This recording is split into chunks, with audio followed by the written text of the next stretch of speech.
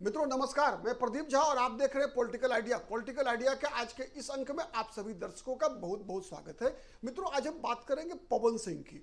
आप पहचानते होंगे, बिहार के रहने वाले शायद ही कोई होंगे जो पवन सिंह से परिचित ना हो। भोजपुरी फिल्मों के कलाकार, भोजपुरी गीतों के कलाकार, गायक पवन सिंह अपनी कलाकारी के लिए तो चर्चित है ही, साथ साथ अपने अन्य गतिविधियों के लिए भी चर्चित है। और इधर के दिनों में साल भर से आप कह सकते हैं कि राजनीति में भी इनकी सक्रियता इतनी अधिक है कि लोग इन्हें एक राजनीतिक नेता के रूप में भी अब जानने लगे हैं।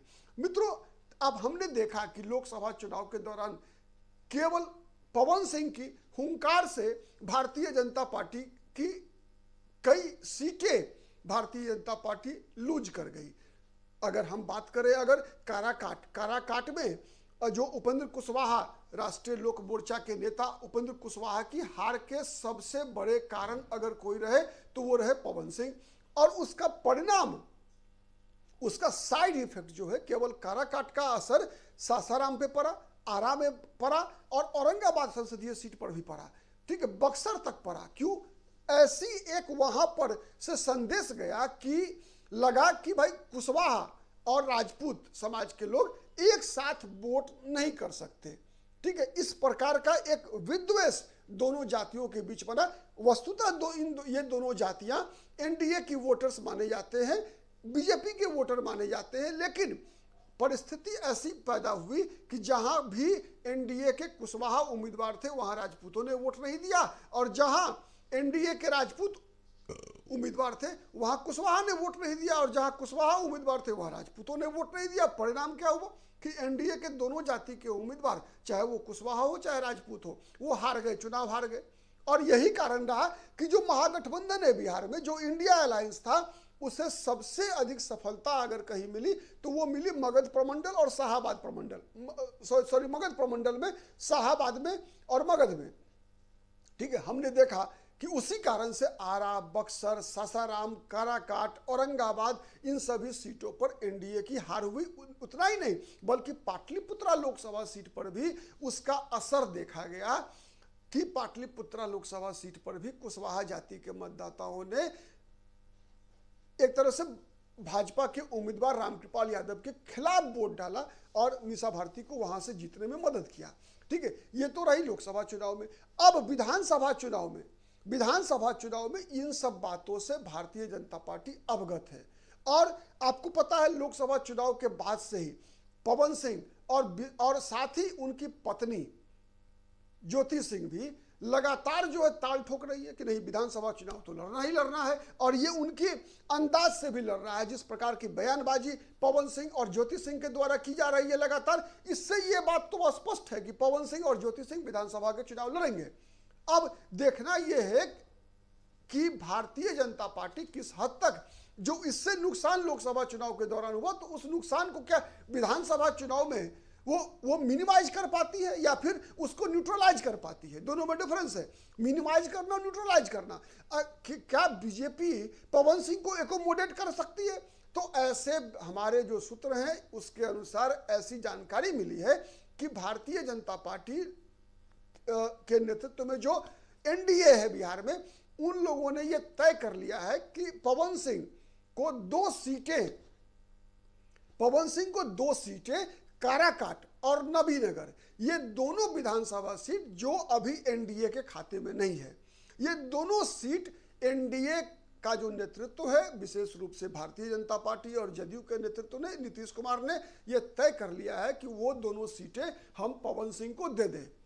और पवन सिंह अपनी मर्जी से खुद लड़े या फिर अपनी पत्नी को लड़ाए, ये दोनों लड़े।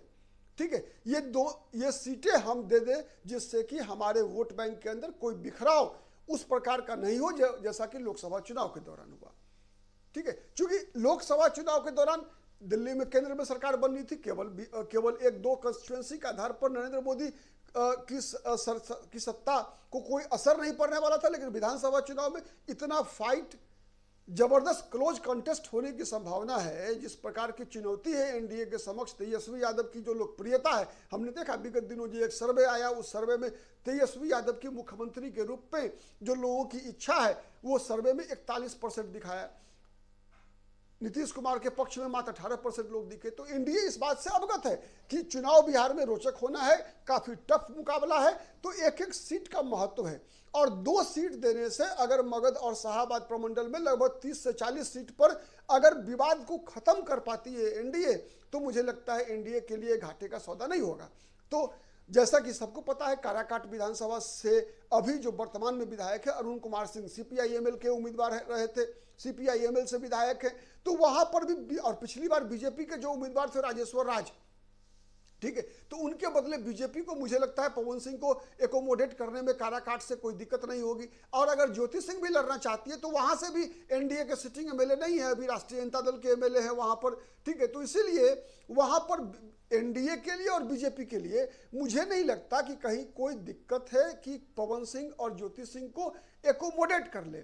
और अगर एकोमोडेट कर पाई तो मुझे लगता है कि जिस प्रकार का परिणाम लोकसभा चुनाव में आया, जिस प्रकार का एनडीए के वोट में बिखराव दिखा, जो एक तरह से आपसी एक माने 2 जातियों के बीच संघर्ष की जो कहानी लिखी गई शाहाबाद प्रमंडल में, वो कहानी इस बार नहीं दोहराई जाएगी। और अगर ऐसा नहीं हुआ तो निश्चित रूप से इसका लाभ एनडीए को केवल मगध शाहाबाद में नहीं बल्कि उत्तर बिहार में भी, जहां जहां राजपूत जाति के मतदाताओं की संख्या अच्छी खासी है, वहां पर पवन सिंह का इफेक्ट निश्चित रूप से पड़ेगा। क्योंकि पवन सिंह की लोकप्रियता, देखिए एक बात तो तय है कि पवन सिंह की लोकप्रियता एक कलाकार के रूप में देखेंगे तो हर जाति के अंदर है, लेकिन जो चूंकि बिहार का जो एक पॉलिटिकल नैरेटिव तैयार होता है बिना जाति के चर्चा के तो के लिए होता नहीं है, तो इसीलिए जातिगत आधार पर बिना विश्लेषण किए हुए हमारी राजनीतिक चर्चा पूरी ही नहीं होगी।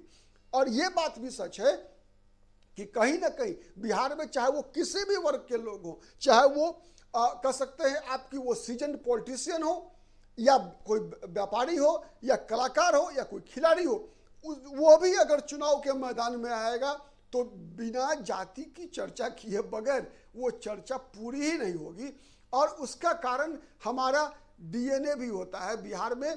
कम से कम एक चीज तो स्पष्ट है ना कि हम लोग किसी जात माने इस तरह के जो स्टार होते हैं उनमें ही नहीं बल्कि महापुरुषों की भी जाति बताने में कहीं बिहार के लोगों को गुरेज नहीं होता। हम तो महात्मा गांधी और जवाहरलाल नेहरू और डॉक्टर राजेंद्र प्रसाद की भी जाति ढूंढते हैं, हम तो पता कर लेते हैं कि रोहित, आप देखिए ना सोशल मीडिया पे चलता रहेगा कि भाई जिस दिन रोहित शर्मा ने अच्छा खेला तो रोहित शर्मा की जाति के लोग जो है रोहित शर्मा जिंदाबाद करने लगते हैं, जिस दिन सूर्य कुमार यादव अच्छा खेल लेता है, मैच जिता लेता है, तो उस दिन सूर्य कुमार यादव की तारीफ के पुल उनकी जाति के लोग बांधने लगते हैं, रोहित शर्मा की जाति के लोग अलग बांधने लगते हैं। किसी दिन कोई सिंह जी अगर ऐसा कर लेते हैं तो इस प्रकार की राजनीति बिहार की रही है और ये कोई चर्चा के लिए नई बात नहीं है। लेकिन सच्चाई यही है कि अगर पवन सिंह और ज्योति सिंह को बीजेपी अगर एकोमोडेट करने में सक्षम हो गई, अगर इसके लिए तैयार हो गए पवन सिंह, तो ये एनडीए के लिए 2 सीट उनके लिए छोड़ना कहीं से भी घाटे का सौदा नहीं होगा। मुझे लगता है कि इसका बहुत बड़ा लाभ न केवल शाहाबाद मगध प्रमंडल में बल्कि इसका लाभ बिहार के अन्य क्षेत्रों में भी पड़ेगा। और जो राजपूत जाति के अंदर जो वोटों का विभाजन, और उतना ही नहीं, विभाजन छोड़ दीजिए, उससे भी बड़ी कि अन्य जातियों में उसकी प्रतिक्रिया, जिस प्रकार से कुशवाहा जाति में प्रतिक्रिया हुई, तो उसकी संभावना भी लगभग खत्म हो जाएगी। ठीक है, तो ये आज का हमारा जो स्थिति है। और मुझे ऐसा लग रहा है कि पवन सिंह के साथ अंदर खाने कहीं ना कहीं डील एनडीए का हो चुका है। इसीलिए इधर के दिनों में आप देखेंगे पवन सिंह और ज्योति सिंह का जो बयान है वो कहीं ना कहीं एनडीए के नेताओं के फेवर में ही आ रहा है। तो ये स्पष्ट संकेत है उसका। बहुत बहुत धन्यवाद। जय हिंद, जय भारत।